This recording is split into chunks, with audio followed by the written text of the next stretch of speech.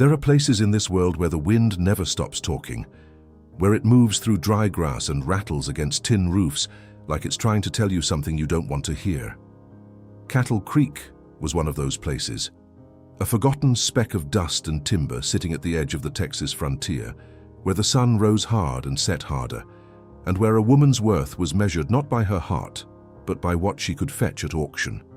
Her name was Abigail Reyes. She was 35 years old, though the years had pressed into her face like a brand, leaving lines around tired brown eyes that had seen too much and hoped for too little. She had been a wife once, briefly, before fever took her husband 2 winters back and left her with nothing but his debts and a roof that leaked more than it sheltered. And then there was her mother.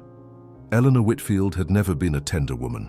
She ran the boarding house on Main Street with a fist tighter than any banker's vault, and she had never once looked at her daughter without calculating her value, like a rancher sizing up a horse with a limp. When the debts came due, $300 owed to the bank, a sum that might as well have been $3,000 for a widow with no land and no name, Eleanor did not weep. She did not pace the floor at night, wondering how to save her only child. She made an announcement. "She'll go to whoever pays it off," Eleanor said to the men gathered in the boarding house parlor, her voice flat as a skillet. "Lord knows she's not worth much more than that. Can't cook a roast without burning it, can't keep a man alive, and her temper would scare off a rattlesnake. But she's got 2 hands and a strong back, and that's worth something to a man willing to overlook the rest." Abigail stood in the doorway and heard every word. She did not cry. She had learned long ago that crying in front of her mother only invited more cruelty, like blood draws sharks. She simply lowered her eyes and waited for someone to claim her like cattle at the county fair. That was when Jacob Carrow walked through the door. He was 35, same as her, with shoulders built from years of fence mending and cattle driving, a face weathered by sun, but softened by something gentler underneath, a kindness that had not yet been burned out of him by the hard country he called home. He wore his hat low, his boots dusty from the road, and he had heard the tail end of Eleanor's speech standing just outside the window. He did not laugh. He did not look away in embarrassment, as some of the other men did. He simply stepped inside, removed his hat, and looked directly at Abigail, not at her hands, not at her back, but at her eyes, as if he were the first man in years to actually see her. $300, he said to Eleanor. "I'll pay it." The room went quiet. Eleanor's eyes narrowed, sensing opportunity. "You barely know her, Cowboy. Why would you take on a burden like that?" Jacob's jaw tightened just slightly. "Ma'am, with respect, I've heard enough about her from you. I'd rather find out the rest myself." He paid the debt in silver coin, counted out on the parlor table, while Eleanor watched with the satisfaction of a woman who believed she'd finally rid herself of an inconvenience. Abigail watched too, frozen somewhere between humiliation and disbelief, unable to understand why a stranger would spend a small fortune on a woman her own mother had just called worthless. "Get your things," Jacob told her gently, once the transaction was done. "I've got a wagon outside." She did not argue. She had nowhere else to go, and something in his voice, quiet, steady, without a trace of mockery, made her chest ache in a way she didn't have words for yet. The ride to his ranch took the better part of the day. Abigail sat stiff beside him on the wagon bench, clutching the single bag that held everything she owned in the world, waiting for the moment his kindness would curdle into something else, as kindness from men so often did. But Jacob said little. He pointed out a hawk circling overhead. He mentioned the creek they crossed ran clear even in dry season. He asked if she was hungry, and when she said no out of pride, he stopped anyway and shared his bread and dried beef without comment. "You don't have to be nice to me," she finally said, somewhere past the halfway point, her voice rough with suspicion. "I know what I am. My mother made that clear enough." Jacob was quiet for a long moment, his eyes fixed on the road ahead, the reins loose in his calloused hands. "Your mother," he said slowly, "doesn't know the first thing about you. She knows what you can do. That's not the same as knowing who you are." Abigail turned away, staring at the horizon, so he wouldn't see the tears gathering, the first she'd allowed herself in longer than she could remember. The Carrow ranch sat in a wide valley, A modest house of timber and stone with a porch that wrapped around two sides, a barn weathered silver by years of sun, and land that stretched farther than her eyes could follow. It wasn't grand, but it was solid, built by hands that knew hard work and didn't run from it. "This is yours now too," Jacob said as he helped her down from the wagon, his hand steady under her elbow. "Not as a servant, not as a debt I'm collecting on. As," he paused, searching for the right word, "as somebody who deserves a place that's hers." Abigail stood in the dust of the yard, looking at the house, at the man beside her, at a life she had never imagined for herself, and felt something crack open in her chest, something that had been sealed shut since the day her mother first told her she wasn't worth loving. She did not know yet that the hardest part of healing was not believing a stranger's kindness. It was learning to believe her own worth, even when the woman who raised her had spent a lifetime convincing her otherwise. The first weeks at the Carrow ranch passed slow, the way water moves through a creek bed in late summer, quiet, careful, uncertain of its own course. Abigail rose before dawn out of habit, the same habit Eleanor had beaten into her since childhood. Idle hands invite punishment. She would slip into the kitchen in the grey light before sunrise, expecting to find chores waiting, expecting to be told she'd done something wrong before she'd even had the chance to try. Instead, she found Jacob already up, coffee brewing on the stove, 2 cups set out without a word of instruction. "You don't have to wait on me," she told him the third morning, standing in the doorway with her arms crossed, defensive in a way that had become second nature. "I'm not waiting on you," he said simply, sliding a cup across the table. "I'm having coffee with you, different thing entirely." She didn't know what to do with sentences like that. Her whole life had been built on transactions. You did something, you earned something, or you did nothing and you earned a slap or a sharp word instead. Jacob's kindness came without invoice. It unsettled her more than cruelty ever had, because cruelty she understood. Cruelty had rules. The ranch itself was modest but well tended. 60 head of cattle, a kitchen garden gone half wild from a busy season, a barn that needed mending, fences that stretched toward the horizon in every direction. Jacob worked from sunup to sundown, the kind of labor that bent most men's backs by 40, yet he never once asked Abigail to do more than she offered freely. So she offered more. It started small. She mended a tear in his shirt she found draped over a chair. She weeded the garden without being asked, finding something almost meditative in pulling stubborn roots from dry soil, in watching tomatoes ripen under her care when she'd been told her whole life she couldn't keep anything alive. She fixed the hinge on the kitchen door that had been squeaking since before she arrived, using tools she'd watched her late husband use years ago, surprising herself with how much she remembered. "You said you couldn't cook a roast," Jacob mentioned one evening, eating the meal she'd prepared without being asked, eyebrows raised slightly over the rim of his cup. "My mother said that," Abigail corrected, not quite meeting his eyes. "There's a difference." "There sure is," he agreed and said nothing more, but something in his voice told her he understood exactly how much weight that distinction carried. Word of the arrangement had spread through Cattle Creek the way gossip always did in small towns, faster than fire through dry brush. Some folks whispered that Jacob Carrow had lost his senses, taking on another man's debt to drag home a wife nobody else wanted. Others, kinder, said he'd always been soft-hearted, ever since his own mother passed when he was young and left him understanding loss better than most men his age. Eleanor Whitfield heard the talk too, and rather than feeling shame, she felt something closer to indignation, as if Abigail's quiet new life was a personal insult, a debt of gratitude unpaid. She rode out to the ranch on a Sunday, uninvited, her wagon kicking up dust along the long drive, her face set in the same hard lines Abigail had spent a lifetime learning to read like weather signs. "I came to see how my daughter's getting on," Eleanor announced, standing in the yard with her hands on her hips, eyes sweeping over the house, the garden, the mended fence, taking inventory the way she always had. "She's getting on fine," Jacob said, stepping between Eleanor and the porch steps, his voice calm but immovable as stone. "Better than fine."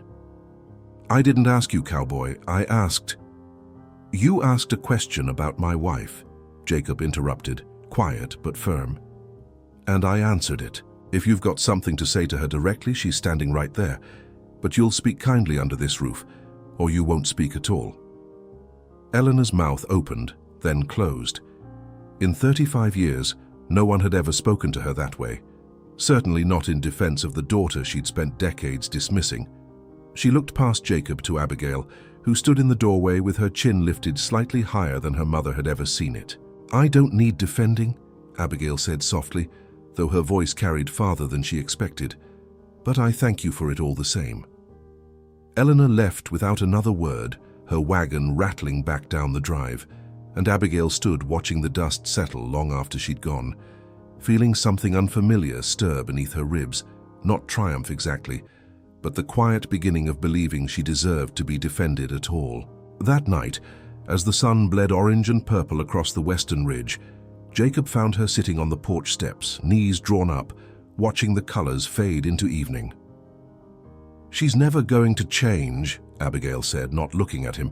35 years, and she's never once said a kind word to me. I used to think if I just tried harder, cooked better, cleaned better, married better, maybe she'd finally—" She trailed off, embarrassed by how much that small childish hope still lived inside her. Jacob lowered himself onto the step beside her, close but not touching, giving her room to speak or not speak as she needed. "My pa used to say some people are like rocky soil," he said after a while. "You can plant the best seed in the world, water it faithful every single day, and it still won't take root. Don't mean the seed was bad, just means you planted it in the wrong ground." Abigail turned to look at him, surprised by the simple wisdom of it, by how much sense it made after a lifetime of believing the failure had always been hers. "Then where do I plant it now?" she asked quietly, and there was something vulnerable in the question, something that went beyond gardens and seeds. Jacob held her gaze in the fading light, and for the first time since she'd known him, she saw something flicker behind his calm eyes, something warmer, something that made her pulse stutter unexpectedly. "Somewhere it'll actually grow," he said simply. "Somewhere somebody waters it on purpose." Neither of them said anything more that evening. They didn't need to, but when Abigail finally rose to go inside, Jacob's hand brushed hers in the dark, just for a moment, just enough to feel, and she carried the warmth of it up the stairs and into dreams that, for the first time in years, did not feature her mother's voice at all. Autumn came to the valley slow and golden, turning the grass the color of old coins and bringing with it the kind of work that left no room for idle thoughts: branding, mending fences before winter, hauling feed against the months ahead. Abigail found herself working alongside Jacob more often now, not because he asked, but because she wanted to, because something had shifted between them that neither had named aloud, but both could feel, steady as a heartbeat, growing with each passing week. She learned to ride properly that autumn, Jacob teaching her patiently in the corral behind the barn, his hands guiding hers on the reins without ever overstepping into something that felt like control. She fell twice. Both times he was there before she'd even finished hitting the ground, more concerned than she'd ever seen a man look over her well-being. "I'm fine," she insisted the second time, brushing dust from her skirt, secretly pleased by the worry in his face, even as she waved it away. "You sure?" he asked, crouching beside her, scanning her for injury with an intensity that made her breath catch. "I've survived worse than a fall off a gentle mare, Jacob Carrow," she said, and there was something playful in her voice that surprised them both, a lightness she hadn't heard from herself in years. He smiled then, properly smiled, the kind that crinkled the corners of his eyes and softened every hard line his work had carved into his face. "I imagine you have," he said quietly, and the way he looked at her in that moment made her stomach flip in a way she hadn't felt since she was a much younger woman, before grief and debt and her mother's cold tongue had taught her not to expect such things from life. It was around this time that the trouble started, slow at first, the way trouble in small towns always begins, with whispers and sideways glances before it grows teeth. Henry Aldridge owned the bank that held what remained of the Carrow mortgage, a man with soft hands and a harder heart who had wanted Jacob's land for years to extend his own holdings along the river. He'd heard about Abigail's debt, about Eleanor's public auction of her own daughter, and he saw in it an opportunity too tempting to ignore. He rode out to the ranch on a cold November morning, his suit too fine for the dust of the yard, his smile too practiced to be trusted. "Carrow," he said, dismounting with theatrical ease, "I hear congratulations are in order. A wife just like that, though I understand the circumstances were unconventional." "Say what you came to say, Aldridge," Jacob replied, his tone leaving no room for pleasantries. "Your note's coming due in the spring," Aldridge said. All business now, his eyes flicking briefly to Abigail, standing on the porch. 3 years now, isn't it? I could be persuaded to extend the terms. Very generous terms, in fact, for the right consideration. And what consideration would that be? Aldridge's smile widened, oily and certain. The east pasture. The water rights along the creek. Small price for keeping the rest of your land in your name. Jacob's jaw set hard. That pasture's been Carrow land for 3 generations. My father's buried near that creek. Sentiment doesn't pay debts, cowboy, Aldridge said, echoing Eleanor's old cruelty in different clothes. I'll give you until spring to think it over. Though I imagine, given how easily you parted with $300 for a woman nobody else wanted, money clearly isn't your concern. Abigail felt the insult land like a physical blow, old wounds reopening at the careless cruelty of it. But before she could speak, Jacob stepped forward, his voice low and dangerous in a way she'd never heard from him. "You'll speak about my wife with respect, Aldridge, or you'll find yourself walking back to town instead of riding. That's the only consideration I'm offering you today." Aldridge's smile finally faltered. He mounted his horse without another word, though the look he threw back at them both promised the conversation was far from finished. That night, Abigail found Jacob in the barn long after dark, sitting on an overturned crate staring at nothing, the weight of the day pressing visibly on his shoulders. "You should have just let him insult me," she said softly, settling beside him on a bale of hay. "It's nothing I haven't heard before, not worth losing land your family's held for generations." Jacob turned to look at her, something fierce and unguarded in his expression. "Abigail, I will lose every acre of this ranch before I let a man like Aldridge speak about you that way in my presence. You hear me? Land can be earned back. Some things can't." "Why?" she whispered, the question carrying more weight than the single word suggested. "Why does it matter so much to you? I came here as a debt paid off. You don't owe me anything more than a roof and 3 meals a day." Jacob reached over slowly, tucking a loose strand of hair behind her ear, his calloused fingers gentle against her skin in a way that made her breath catch entirely. "Because somewhere between the day I paid your mother and tonight," he said quietly, "you stopped being a debt I settled and became the reason I look forward to mornings. I don't rightly know when it happened, but I know it happened." Abigail's eyes filled with tears she didn't bother hiding this time, decades of believing herself unworthy of such words colliding with the simple, unshakable sincerity in his voice.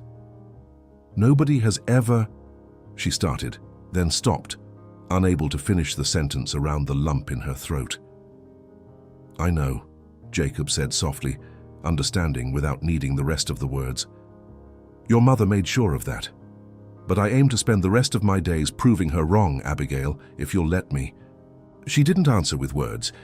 She answered by closing the small distance between them, her hand finding his jaw, weathered and warm beneath her palm, and when he leaned down to kiss her, slow, careful, like he was asking permission with every inch. She felt 35 years of believing herself worthless dissolve into something entirely new. It was not a cure. The wounds her mother left would not vanish overnight, would likely never fully disappear. But for the first time in her life, Abigail Reyes, soon she suspected to be Abigail Carrow, understood that worth was never something her mother had the power to assign in the first place. It had been hers all along. It simply took a cowboy with a kind heart and a stubborn streak to help her find it. Winter settled over the valley, quiet and frosted at the edges. Jacob and Abigail worked side by side through the cold months, small moments of partnership, building into something unshakable. The bond between them deepened with each passing week. Neighbors began to comment on how settled Jacob seemed, how the ranch felt different now, fuller, warmer, despite the cold outside the windows. Spring came to the valley with a violence that surprised even the oldest ranchers. Storms rolling down from the north, swelling the creek, turning the dirt roads into rivers of mud. It was in the middle of one such storm that Henry Aldridge made his final move, arriving not with patience this time, but with a foreclosure notice and 2 hired men flanking him like crows waiting on carrion. "The note's due, Carrow," Aldridge announced from his horse, rain dripping off his hat brim, his earlier oily charm replaced by something colder.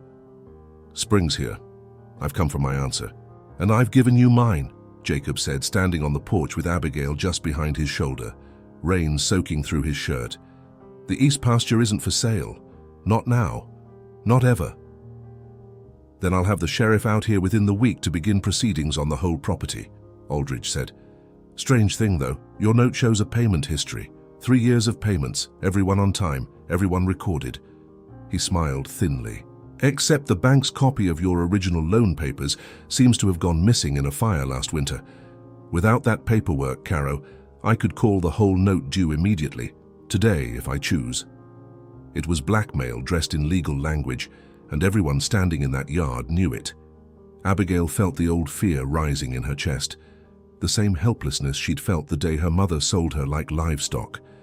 But this time, something different rose alongside it. Anger. Clean and clear and entirely her own. "I have a copy," she said suddenly, stepping forward before she'd fully decided to speak. Both men turned to look at her, startled. "I beg your pardon," Aldridge said. "My late husband worked at your bank for 2 years, Mr. Aldridge, before fever took him," Abigail said, her voice steadier than she felt. "He never trusted paperwork that wasn't copied twice. Said a man who only keeps one record of a debt is a man planning to lose it conveniently. I have boxes of his old work papers in the attic. I haven't gone through all of them, but I'd wager good money there's a copy of the Carrow note somewhere in those boxes." Aldridge's composure cracked just slightly, just enough to confirm everything they needed to know. That would be entirely irregular. It would be entirely legal," Jacob said, stepping forward now, something fierce and triumphant lighting his face. "Which is more than I can say for what you've been attempting here, Aldridge. It took 3 days to find it. 3 days of dust and old ledgers, and Abigail's fingers stained with ink from her late husband's careful handwriting, but they found it, a duplicate note signed and dated, proof of every payment Jacob had faithfully made for 3 years running." When the sheriff arrived, summoned by Jacob's neighbor who'd witnessed the whole confrontation, it was Aldridge who left town within the month, his reputation and his banking license both in ruins, while the Carrow ranch remained exactly where it had always been. In Carrow hands, creek and pasture and all, Eleanor Whitfield heard about it, of course. Everyone in Cattle Creek heard about it. And for the first time in Abigail's memory, her mother arrived at the ranch not with criticism, but with something that almost resembled humility. "You saved his land," Eleanor said, standing awkwardly in the yard, twisting her hands in a way Abigail had never once seen from her. "Folks in town are saying it was your husband's old papers that did it. Your idea." "It was," Abigail said simply, neither boasting nor minimizing it. Eleanor was quiet for a long moment, staring at the ground, at the mended fence, at the garden blooming green and stubborn behind the house. "I was wrong about you," she finally said, the words clearly costing her something enormous. "Wrong for a long time, I expect." It wasn't an apology, not really. Eleanor Whitfield was not built for apologies, not after a lifetime of believing cruelty was simply honesty spoken plainly. But it was something, a crack in 35 years of granite. And Abigail, who had spent her whole life starving for exactly these words, found that she no longer needed them quite the way she once had. "Thank you for saying that," she said, and meant it, though the wound her mother had carved would take longer than one conversation to heal. "But I don't need you to see my worth anymore, Mother. I see it myself now." Eleanor left without further argument, and though their relationship would never become what storybooks might promise, warm, easy, full of Sunday dinners and shared laughter, something had shifted permanently between them, a quiet truce built on grudging respect rather than old contempt. That evening, as the storm clouds finally broke apart and gave way to a sky washed clean and gold with sunset, Jacob found Abigail sitting on the porch steps, where they'd shared their first real conversation months before. "Marry me," he said. No ceremony to it, no elaborate speech. Just the plain, certain truth of a man who'd known his own mind for some time now. Properly. Before God and the whole of Cattle Creek, so nobody can ever again say you're anything less than exactly what you are, which is the best thing that's ever happened to this ranch, and to me. Abigail looked at him for a long moment, this cowboy who had walked into a boarding house parlor and seen worth in her when no one else, including herself, had been able to see it. "And if you're asking, by the way," Jacob added with a faint smile, "I never once thought of that $300 as a debt I was settling. I always thought of it as the best investment a man ever made." "Yes," she said, laughing through unexpected tears. "Yes, Jacob Carrow, I'll marry you. And if you've made it this far in this story, and you're feeling even half as warm as Abigail did on that porch step, do me a favor and hit subscribe. Because Lord knows, after watching a mother try to sell off her own daughter like a wagon wheel, you deserve a happy ending too, and we've got plenty more waiting for you on this channel." They married 3 weeks later, in the small church at the edge of town, with neighbors who had once whispered about the unconventional arrangement now filling the pews to celebrate it instead. Eleanor attended, sitting stiffly in the back row, but she attended, and when the ceremony ended, she was the first to approach Abigail with something that, if you squinted, if you allowed for 35 years of practiced coldness, might almost have passed for pride. The Carrow Ranch prospered in the years that followed. The east pasture remained Carrow land, the creek ran clear, and the house that had once held only one tired man's quiet solitude filled instead with laughter, with children's footsteps in later years, with the particular warmth of two people who had each in their own way been taught they weren't worth much and had found in each other proof of exactly how wrong that teaching had been. Because sometimes the people who are supposed to love us first are the ones who teach us least about what love actually looks like. And sometimes it takes a stranger, a cowboy with calloused hands and a stubborn heart, willing to pay a debt nobody else thought worth paying, to show us that our worth was never actually in question. It had simply been waiting for the right person to see it.